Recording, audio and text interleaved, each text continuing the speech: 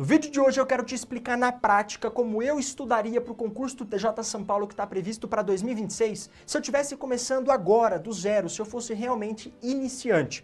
Para quem não me conhece, meu nome é Ivan Neto, eu fui aprovado em 5 concursos públicos ao longo da minha jornada de estudo e no TJ São Paulo eu passei com 93% de acerto. Exatamente por isso nesse vídeo que eu quero te explicar as estratégias que deram certo, que funcionaram para mim e também aquelas armadilhas que eu caí ao longo da minha jornada de estudo. Então, se você ainda não é inscrito no canal, já clica no botão do inscrever-se para não perder nenhum conteúdo atualizado sobre concurso público. Vamos lá então? O primeiro ponto desse vídeo é o seguinte, algo que pode até parecer estranho, mas eu diria, fuja de cronogramas de estudo. Deixa eu te mostrar na prática como funciona um cronograma de estudo que 90% das pessoas que estudam para concurso público usam. A galera vai pegar aqui uma folha de papel e dividir a semana nos 5 dias, né? Segunda, terça, quarta, quinta e sexta. Beleza. Aí o que é intuitivo? Ah, Ivan, eu vou colocar as matérias que eu vou estudar exatamente na segunda-feira. Por exemplo, matemática e raciocínio lógico. Eu vou colocar exatamente já no meu cronograma as matérias que eu vou estudar terça-feira. Isso, aparentemente, dá uma segurança muito grande, né? Vamos colocar aqui constitucional e direito penal. Como assim você fala que dá uma segurança muito grande? Pô, você abre o seu cronograma de estudo, já está lá escrito a matéria que você precisa estudar, no dia da semana que você precisa estudar. Vamos supor que quarta-feira seja penal e processo penal, quinta-feira processo civil e administrativo, beleza. O que acontece, turma? Alguns imprevistos vão acontecer no seu dia a dia. Vamos supor que na segunda-feira aqui você não consiga estudar matemática. Você só consiga estudar raciocínio lógico. Então vamos até colocar em verdinho aqui. Raciocínio lógico deu certo.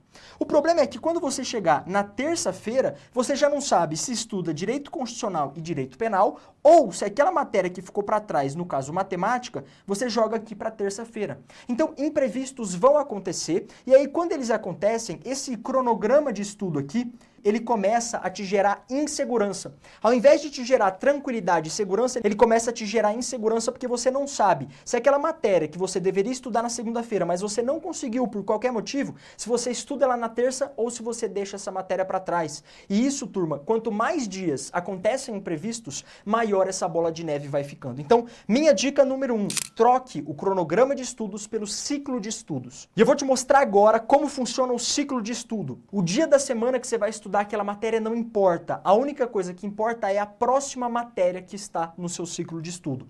Vou te dar um exemplo aqui então, ó, português, matemática e direito constitucional. Obviamente você vai fazer isso com todas as matérias, mas aqui eu tô te dando só um exemplo. Se na segunda-feira aconteceu algum imprevisto e você não conseguiu estudar a língua portuguesa, terça-feira, o que você vai fazer? Abrir o seu ciclo de estudo, você vai ver lá, olha, hoje eu preciso estudar português. Beleza, você vai estudar na terça-feira língua portuguesa. Aí na quarta-feira, por exemplo, você vai viajar e vai ficar até sexta-feira viajando. Você não vai conseguir estudar naqueles dias.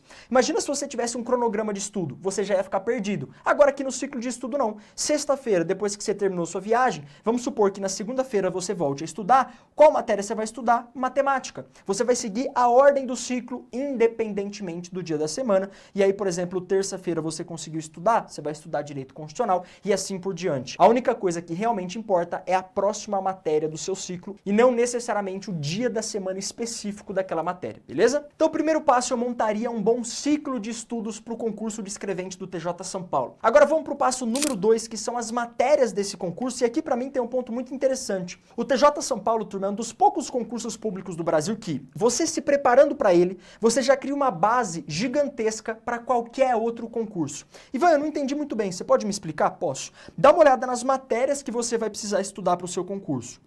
Matemática, português, informática, raciocínio lógico e atualidades. Do outro lado aqui da tabela, a gente tem as matérias de direito. Direito constitucional, administrativo, penal, processo civil e direito das pessoas com deficiência. Qual que é o lance aqui sobre as matérias que eu quero chamar a atenção de vocês? 90% dos concursos públicos do Brasil praticamente cobram exatamente essas matérias do TJ São Paulo. Por exemplo, em todo concurso público vai cair língua portuguesa. Na maioria esmagadora dos concursos públicos a gente vai ter matemática, informática, raciocínio lógico. Na parte de direito a mesma coisa, direito constitucional cai em praticamente todos os concursos públicos. Direito administrativo, mesma coisa, pessoas com deficiência, mesma coisa. A única matéria do TJ São Paulo, que aí sim é específica desse concurso, é a parte de legislação interna, porque é a lei interna do TJ São Paulo, obviamente essa matéria é específica do TJ, mas o resto, você estudando para esse concurso, você constrói base para qualquer outro concurso público do Brasil. Uma dica que eu dou para vocês e que se eu tivesse começando agora, do zero, eu faria. Seguinte, turma, foquem nas matérias básicas do concurso do TJ São Paulo, que são as matérias dessa coluna, principalmente matemática, português, informática e raciocínio lógico.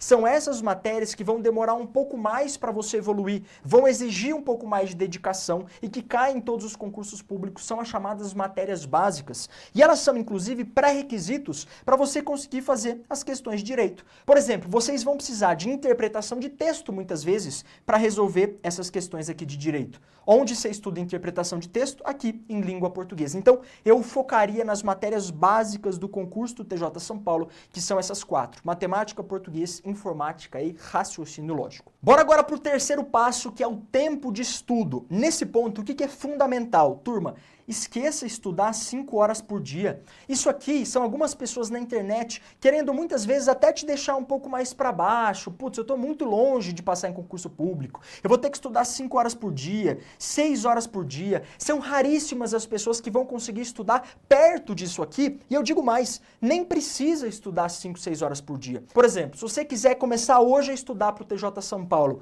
eu recomendo que você comece com 2 horas por dia. Jogo de concurso público é jogo mais de longo prazo. Porque se você começar a tentar estudar 5 horas por dia, você não vai conseguir, você vai desanimar e vai ficar uma semana estudando 5 horas e depois vai desistir. É muito mais importante que você fique ali consistentemente estudando 1h30 por dia, 2 horas por dia, do que fique uma semana estudando 6 horas por dia e depois desista. Não subestime 1 hora de estudo no longo prazo. Isso tem um poder gigantesco.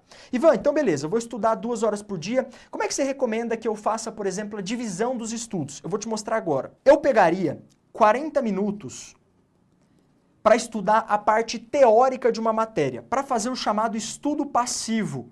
E aqui você vai fazer através de videoaulas e através de PDFs, de apostilas. E nos 20 minutos restantes, eu faria questões.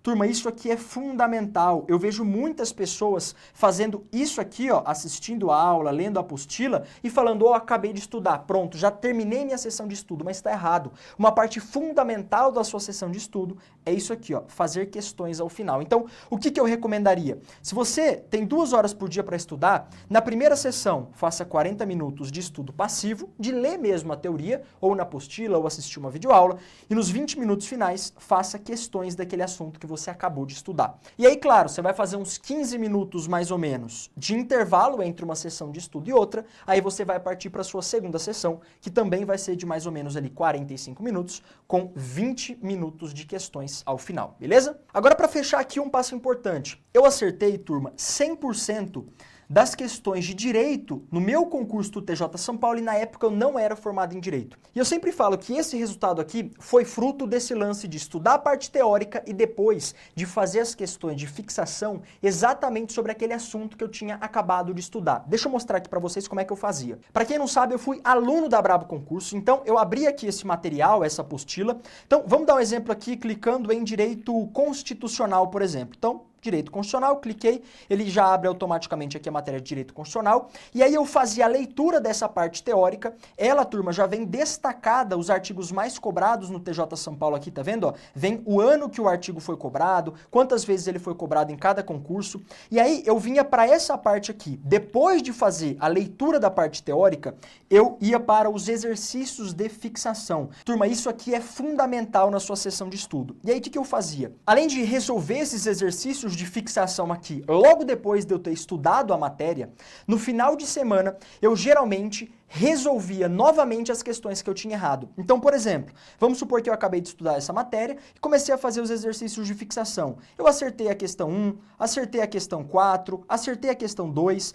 mas a questão 3 e a questão 5 eu errei. Aí eu fazia um asteriscozinho vermelho assim, ó, na questão 3 e na questão 5, que eu tinha errado, e ao final da semana eu resolvia novamente só essas questões que eu tinha errado. É o chamado caderno de erros. Isso aqui ajudou demais para eu gabaritar, por exemplo, as matérias de direito no TJ São Paulo, ler a parte teórica, fazer as questões e no final da semana resolver novamente só aquelas questões que eu tinha errado. Ivan, depois que você mostrou essas técnicas, mostrou a apostila, eu queria saber como é que eu faço, por exemplo, para me tornar aluno da Brabo Concursos, para estudar com você para o TJ São Paulo 2026. É o seguinte, nos próximos dias a gente vai abrir a nova turma da Brabo Concursos. Para quem quiser estudar com essas apostilas, com o meu acompanhamento pessoal até a data da prova, com as videoaulas, com os simulados, para você entrar na lista de espera dessa próxima turma, eu vou deixar um link fixado no primeiro comentário. É só clicar nesse link e entrar no grupo de WhatsApp, que a gente vai passar todas as informações por lá, beleza? E se você gostou desse vídeo, não esquece de deixar o seu like e se inscrever no canal. Nos vemos numa próxima oportunidade. Até mais e tchau, tchau!